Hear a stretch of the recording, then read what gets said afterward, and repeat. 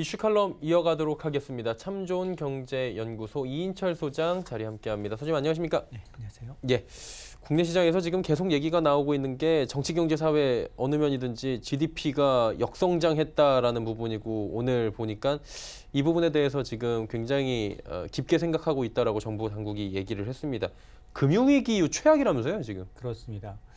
그 외부의 충격이 가해진다라는 이제 변수를 제외하고 자체적으로 경제가 이제 후퇴했다라는 건 아마 처음일 겁니다. 네. 그래서 뭐 정치에 가려져 있긴 하지만 굉장히 큰 뉴스입니다.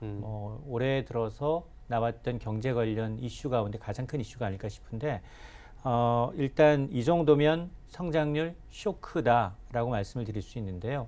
일단 뭐 잠정치긴 합니다. 그러나 1분기가 전기 대비 마이너스 0.3% 후퇴했다라는 건데 이게 우리 경제가 마이너스로 돌아선 건 이제 글로벌 금융위기였던 2008년 당시 4분기 이후에 거의 뭐 10년 만에 처음이기도 하고요.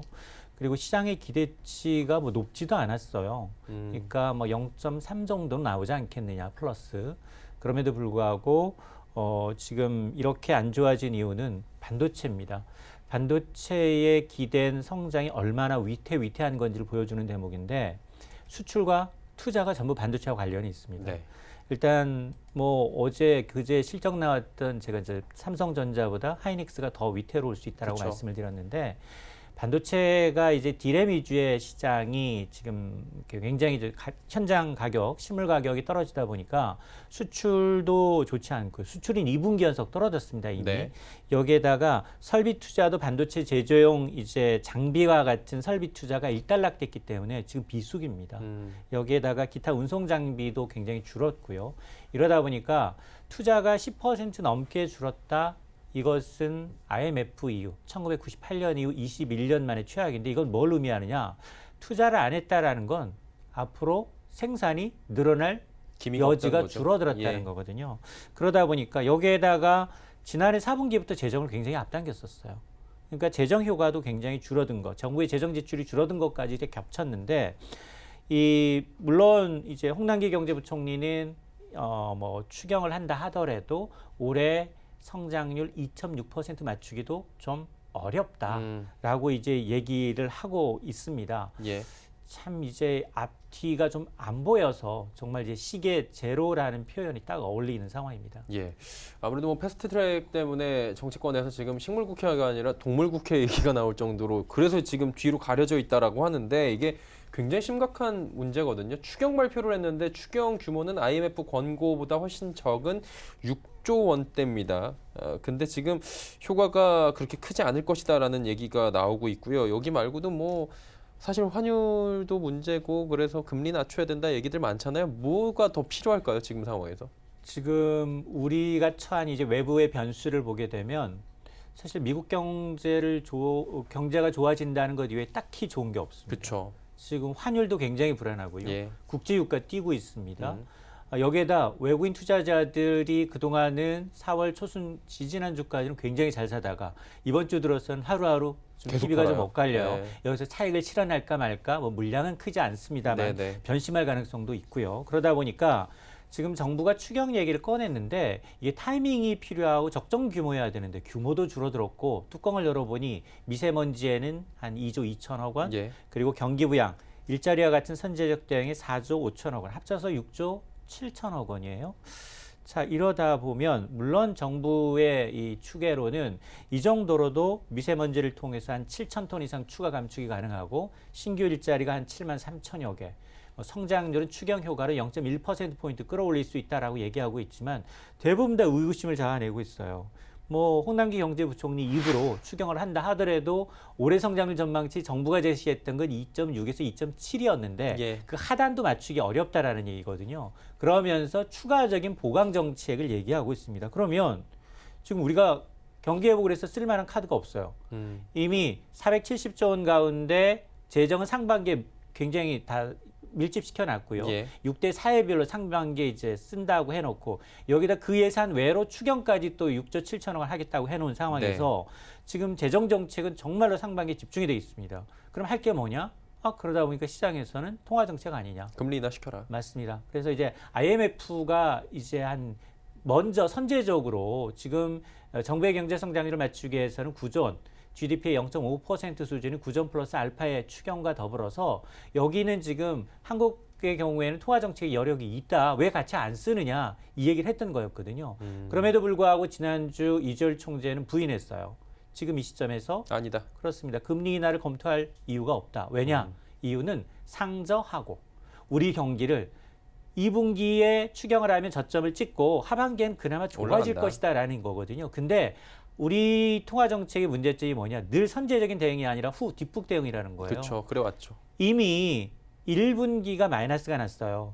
2분기마저 마이너스가 나면 그러면 그 다음부터는 리세션이라는 표현, 침체라는 표현을 그렇죠. 쓰거든요. 답이 안 나오잖아요. 그때는. 그렇습니다. 예. 그러니까 선제적으로 대응을 안 하고 미국 눈치를 보고 세계 경기 보고 유가 보고 환율 보고 외국인 보고 이러다 보면 타이밍을 놓쳐요. 그러니까 지금 할 수 있는 이 카드가 많지 않다는 것도 굉장히 그 위협 요인입니다. 사실 금리를 내려야 된다라는 뭐 압박이라고 표현하긴 뭐하지만 시장에서는 지속적인 시그널을 보내주고 있는데 부동산 경기 지금 어느 정도는 그래도 안정됐는데 그것까지 또 휘청거리면은 물가 상승하고 또 서민들의 이야기가 나오지 않을까. 이것도 좀 정부가 눈치를 보는 것 같은 느낌도 좀 들어요. 어쨌든 간에 한은 같은 경우에는 뭐 올해 금리 인하 없다라고 이주열 총재가 거의 못 박듯이 이야기를 했고요. 그럼에도 불구하고 2% 중반대의 성장률은 가능하다고 하는데 이게 상식적으로 볼 때 이제 거의 불가능한 수치로 저 같은 사람이 봐도 보이거든요. 이게 가능해 보이십니까? 절대 불가능합니다. 그렇죠. 마이너스가 나왔는데 어떻게 2점 지금 마이너스를 나와요? 메꾸기 위해서는 예. 나머지 분기 거의 1% 가까운 성장을 계속 올라가야 해야 돼요. 되는데요. 맞습니다. 자, 그러다 보니까 눈높이는 점점 낮아지고 있어요. 오늘만 하더라도 뭐 증권사 관련해서는 2% 초반까지 내리고 있습니다. 사실 무디스가 처음으로 2.1%라니까 저건 뭐지? 지나치게 한국 경제를 비관적으로 본 게 봤다 아니냐라는 시각이 우세했거든요. 그럼에도 불구하고 지금 그 LG경제연구원이 이미 2.3으로 낮췄죠. 그리고 한은 역시 올 상반기는 뭐 상조하고라고 해서 2.3 그리고 하반기에 가면은 이보다는 좀 높아질 수 있다라고 하고 있는데 그러나 지금 보면 당장 KDI 그리고 이제 발표할 수정 전망을 발표할 수 있는 기관들 전부 다 눈높이를 낮추고 있어요. 네. 지금 좋아질 것을 기대하기가 너무 어렵다는 거예요. 추경도 사실은 타이밍과 규모가 중요한데 성장률을 제고하기에는 너무나 턱없이 부족하고 그렇죠. 타이밍도 문제입니다. 국회가 저렇게 지금 공전 상황이 있는 상황에서 지금 정부는 당장 5월이면 좀 어떻게든 돈을 풀어야 된다라는 입장에도 불구하고 서로 정치적 이해관계가 맞닥뜨려지지 않고 있는 상황입니다. 네. 그러다 보니까 지금 바라보고 있는 건 미국이 그나마 금리를 통화적 완화 정책을 하면서도 경기가 좋아지고 그리고 유럽도 마찬가지고요. 중국도 마찬가지고 대외 변수가 좀 좋아질 것을 이제 기대하고 있는데 그러다 보니까 내부에서는 계속 쌓였던 문제들이 하나둘씩 뭐 기업 실적도 그다지 썩 좋지는 않고요. 그리고 설비 투자가 이제 줄어들고 있고 국내 투자보다는 오히려 해외 투자를 더 많이 하고 있다라는 점이 앞으로 우리가 일자리 문제에 있어서 굉장히 정부 재정으로 만드는 일자리를 제외하고는 더 줄어들 수밖에 없는 그런 상황입니다. LG전자 같은 경우에도 뭐 스마트폰 MC 사업부가 워낙에 뭐 적자의 원흉이다라는 얘기가 나왔지만 지금 베트남으로 전체 이전한다는 게 결국 일자리가 사라진다는 부분 아니겠습니까? 이런 거 하나하나가 지금 다 안 좋다 보니 뭐 어떤 분은 이렇게 표현하시더라고요. 우리나라 경제 상황이 감나무에서 누가 흔들어줘서 감 떨어지길 기다리고 있는 상황이다라는 얘기까지 지금 나오고 있습니다. 그럼 미국 얘기하셨는데 미국 GDP가 이제 나오잖아요, 1분기. 이게 어느 정도는 지금 하향 조정된 부분이 지금 얘기가 나오고 있는데 국내 시장에 좀 훈풍이 불 수 있을까요, 이게? 지금 원달러 환율이 1160원대를 찍었어요. 네, 오늘 이것도 넘어갔어요, 2년여 만에 또 처음입니다. 예. 이게 사실은 환율이라는 건 굉장히 변동폭이 적게 움직일 때가 좋거든요. 이렇게 너무 갑자기 뛰거나 갑자기 떨어지게 되면 쇼기 옵니다. 예. 사실 아니 그러면 환율 올라가서 원화 가치가 떨어지면 우리나라 수출로 먹고 사는데 수출 경쟁력이 좋아지는 거 아니야? 물론 일부 맞는 얘기입니다. 네. 그럼에도 불구하고 우리가 지금 우리의 한국의 경쟁력이 떨어져 있는 상황에서 단순히 환차익을 기대하기는 좀 어려워 보이고요. 수익성 개선이 되지가 않고요. 실질적으로 지금 유가며 이제 그리고 이런 이 대외적인 변수를 봤을 때 수입 물가가 더 오를 수 있고 예. 이런 부분을 보게 되면 이게 긍정적 효과보다 부정적인 이 파장이 더 클 수 있는데 그러면 우리나라 원화 가치가 떨어지고 있는 가장 큰 문제는 뭐냐? 경제가 불안하다는 것도 있지만 하나는 달러 강세입니다. 절반 이상의 비율이 달러가 지금 굉장히 초강세를 보이고 있는데 이게 각국의 통화 대비 예. 6개의 통화의 바스켓을 한 달러 인덱스의 경우에 거의 2년여 만에 최고치예요. 유럽도 좋지 않고요. 호주를 비롯한 아시아도 별로 좋지 않습니다. 일본도 그다지 썩 좋은 상황이 아니에요. 예. 뭐 이러다 보니까 달러만 계속 사자세가 지금 몰려들고 있는 상황이어서 이게 뭐 오늘 이제 GDP가 1분기 성장률이 발표가 됐는데 뭐 눈높이가 많이 낮아진다 하더라도 2.7에서 2.8이에요. 예. 사실 우리는 굉장히 언감생심 기대해 볼 수 없는 수치입니다. 예. 미국 전체를 놓고 보면 올해 2.3이에요. 거의 한국 경제 덩치가 서로 사이즈가 다른데 우리하고 거의 비슷한 성장의 속도로 이제 나가고 있다는 가겠다는 얘기인데요. 그러니까 만약 이 성장률이 GDP를 웃돈다면 최근에 이제 나타났던 소매 지표, 고용 지표가 이제 호전됐다는 걸 감안하게 되면 조금 더 오르지 않겠냐라는 기대감이 있고 아니다 무슨 얘기냐. 그 전에 있었던 이 성장을 감안하게 되면 글로벌 성장세를 감안하게 되면 조금 더 낮아질 수 있다라고 하는데 큰 레인지 범위를 밖에 벗어나지 않는다면 미국 경제는 호재예요 사실은. 그러니까 만에 하나 이를 떨어진다면 뭐 실망 매울이 나올 수도 있겠습니다만 그 밴드선에서 움직인다면 달러와 강세, 미국 증시는 지금 S&P 500 지수, 나스닥 최고치죠. 지수는 계속해서 사상 최고치를 가르치고 예. 있거든요. 그렇기 때문에 이 오늘 발표될 GDP 물론 잠정치입니다. 잘 보셔야 합니다. GDP 잠정치가 밴드 내에서 움직이고 참 남의 나라 얘기라는 표현이 딱 맞는 것 같은데 환율 아까 살짝 짚어주셨는데 1,160원이고 지금 실시간 가격을 보니까 1,161원대까지 지금 또 올라온 상황입니다. 2년여 만에 최고치인데 원화 약세 요인은 사실 국내 경기가 안 좋은 것도 있고 뭐 저희가 쉽게 찾아볼 수 있는 거는 그런 거잖아요. 지금 배당금을 여계로 그 송금해야 되는 것들도 있고 자금이 빠져나가고 매력도가 떨어지고 뭐 대충 이렇게 보이는데 어떤 게 있어요, 구체적으로? 맞습니다. 지금 그 원달러 환율이 갑작스럽게 이렇게 하루에 거의 10원 가까이 움직이고 있거든요. 거의 유례가 없죠, 이런 맞습니다. 날은. 예. 우리는 굉장히 변동폭이 좀 작은데 굉장히 이제 좀 탄탄하다, 펀더멘털이 탄탄하다라는 말은 증시의 변동성도 적지만 환율의 변동폭이 적은 것도 굉장히 예. 긍정적 요인이었습니다. 그럼에도 불구하고 지금 불안하게 움직이고 있는 건 물론 성장률 쇼크도 있습니다만 뭐 미국의 경제가 좋아지고 있다라는 점도 있고 그리고 또 하나를 든다면 지금 말씀하신 것처럼 4월 되면 배당금이 돼서 외국인들이 빠져나가요. 예. 그리고 5월 되면 MSCI 신흥국 지수가 또 변경이 있습니다. 그러면 지금 올라 있는 한국 증시를 살까? 물론 중국 증시는 오히려 더 많이 올라가 있습니다. 그쵸. 중국 증시도 최근 들어서는 조금 주춤을 하고요. 그러나 그 비중을 보게 되면 우리가 비중이 좀 줄어드는 포션이 있고 중국은 오히려 더 비중이 더 늘리고. 늘어나는 이 추세이기 때문에 글로벌 투자자 입장에서 앞으로 기대 수익률이 어딘가를 높은가에 베팅할 수밖에 없거든요. 그렇기 때문에 이게 뭐 일시적인지 아니면 추세적인지는 좀 지켜봐야 합니다. 그럼에도 불구하고 환율이 이제 이 급등하면서 달러가 계속해서 초강세를 보이고 있다라는 거 예년과는 좀 달라요. 달러가 강세로 가면 주로 엔화도 강세를 갔었거든요. 그렇죠. 근데 이제 기축통화니까요. 그러니까 예. 그럼에도 불구하고 지금은 달러만 강세로 가고 있어요. 자, 이런 이 변화를 또 어떻게 시장에서 해석할지 이게 트렌드화 될지는 좀 더 지켜봐야겠습니다. 이게 사실 트럼프 대통령이 지난번에 몇 번을 강조를 한 바가 있습니다. 우린 강달러를 원하지 않는다라고 이야기를 하면서 달러를 자꾸 눌러놨었는데 그럼에도 불구하고 달러가 강하다는 건 미국 경기가 그만큼 좋다는 거잖아요. 맞습니다. 말씀해 주신 대로 유로화, 뭐 파운드, 엔화 지금 다 약세를 보이고 있는데 글로벌 환율 흐름에 대해서 좀 정리를 해주시면 어때요? 이 환율이라는 건 사실은 가장 좋은 경기 바로미터거든요. 예. 경기가 좋으면 그쪽으로 돈은 흘러갑니다. 돈이 많아지는 곳에는 당연히 선호가 높기 때문에 이 공급보다 수요가 많은 쪽에 강세가 나타날 수밖에 없는데 이런 흐름은 사실 금리하고도 굉장히 민감한데 지금 연준의 경우 이미 연초부터 상당폭 이 긴축에 대한 기대감을 무너뜨리면서 완화적 통화 정책을 쓰겠다고 예. 얘기를 했어요.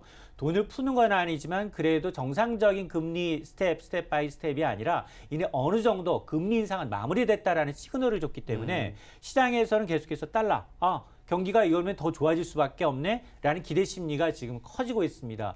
그럼에도 불구하고 사실 뭐 트럼프 대통령은 뭐 파웰 의장을 쭉 찍어서 계속해서 이제 이 금리 인하를 굉장히 달러 강세를 용인하지 않는 그러면서 통화 정책에까지 관여하는 모습을 보여주고 있는데 물론 정상적인 이 글로벌 자본시장의 룰은 어기고 있는 건 분명하지만 아마 이 상당 기간 우리도 지금 그 여러 가지 대외적인 변수를 보게 되면 수입에 의존하고 있고 그리고 이제 뭐 유가든 지금 움직이는 것들을 보게 되면 달러 수요가 굉장히 많아지고 있어요. 물론 우리가 예전처럼 달러가 급격히 빠져나가면서 위험하지는 않지만 예. 최근 들어서 이렇게 급등락이 좀 심해지고 있다라는 건 그만큼 외국인 투자자 눈에 봤을 때는 우리가 변곡점에 있는 게 아니냐. 더 이상 뭐 올라간다, 1,200원을 뚫는다, 안 뚫는다의 문제가 아니라 변동성이 커지고 있다라는 건 굉장히 불안전하다라는 걸 의미합니다. 사실 뭐 우리나라 기재부 환율 방어를 굉장히 잘한다라고 소문이 나 있었는데 이렇게까지 움직이는 거를 거의 본 적이 없다라고 많은 분들이 말씀하셨습니다. 그러다 보니까 5월 시장 이거 괜찮을까 얘기들 나오는데 맞습니다. 어때요? 이게 시장 개입하기가 좀 어려워졌어요. 예. 우리가 왜냐하면 환율을 공개해야 합니다. 시장 공개 내역을 하다 보니까 특히나 이제 그 미국은 이제 환율 조작국 지정을 또 앞두고 있어요. 계속 관찰하고 있잖아요, 그렇습니다. 우리나라를. 재무부가 이제 나서서 그걸 발표할 시점이 되면 더더욱 이제 위축이 돼서 구두 개입 정도가 이제 가장 강한 이제 시장 개입입니다. 스무드 오퍼레이션조차도 지금은 좀 어려져 있는 상황인데 어쨌든 이번 주를 보게 되면 전강 후약이었어요. 이틀 오르고 사흘 내내 내리고 있습니다. 그러면서 2,200선까지 지금 물러나와 있는 상황인데 5일 되면 바뀌는 것들이 굉장히 좀 많아요. 일단은 뭐 악재가 한꺼번에 다 쏟아져서 이제 달러 강세, 그다음에 이제 이 GDP 쇼크, 예. 여기에다가 증시 후반, 특히나 4월 들어서 과연 돈이 얼마나 더 외국인들이 차익을 정말 이 배당받은 금을 과연 빼나갈지 아니면 잠깐 들고 있다가 저점에서 다시 재매수할지는 모르거든요. 근데 지금 나가고 있는 실적들이 기대치보다도 더 안 좋아졌어요. 그러다 보니까 사실은 2분기에 저점이라고 하면 3분기에 좋아질 것이라고 하면 2분기에 다시 사야 되거든요. 그러니까 그런 변곡점이 있기 때문에 특히나 반도체 기업들의 실적이 예상치를 크게 밑돌았음에도 불구하고 그동안 외국인이 꾸준히 사줬거든요. 예. 과연 이런 매수세가 어디로 이어질지 이렇게 경기가 안 좋아지면 사실은 수출주보다 내수 쪽으로 좀 움직여줘야 되거든요. 먹거리라든가 지금 뭐 소주가 오른다, 뭐 오른다, 예. 오른다 이런 오르죠. 쪽으로 이런 쪽으로 좀 가져야 되는데 그런 순환매가 좀 나타날 수 있을지 실적 희비가 좀 엇갈릴 수 있는 여부를 좀 판단을 해봐야 되고요. 그리고 또 하나 이제 다음 주 변수는 미국이 과연 지금 연초에는 갑자기 경기가 많이 안 좋아지니까 통화 완화적 정책 스탠스를 유지했는데 지금 경기가 또 좋아지고 있어요. 또 바꿀 수도 있다는 그렇습니다. 거죠. 다음 주 지금 미국의 FOMC 회의가 예정이 돼 있습니다. 예. 과연 제롬 파월 입에서 한 장의 그 보고서에서 어떤 내용을 또 발표할지도 좀 지켜봐야 합니다. 소위 말해서 그 FOMC 보고서에서 지난 크리스마스 이후에 사람들이 뒤통수를 맞았다라는 얘기들이 많이 나왔었는데 이번에는 또 다른 이야기가 나올 수 있는 환경이 만들어지고 있기 때문에 그 부분도 봐야 된다라고 말씀해 주셨습니다. 오늘 말씀은 여기까지 듣도록 하겠습니다. 고맙습니다.